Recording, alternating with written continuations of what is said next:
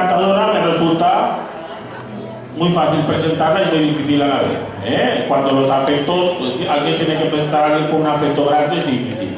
Yo les diré que es la niña de mis ojos, con eso se lo diré todo. Y que va a cantar es una jota de estilo con todos ustedes, Candela Rubio.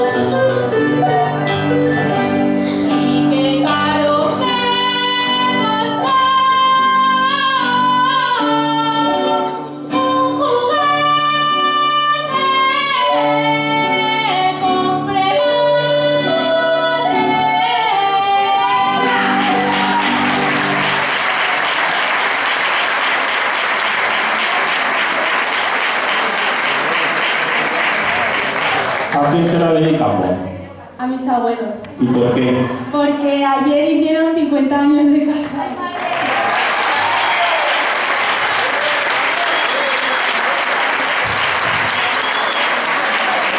¿Y por qué canta?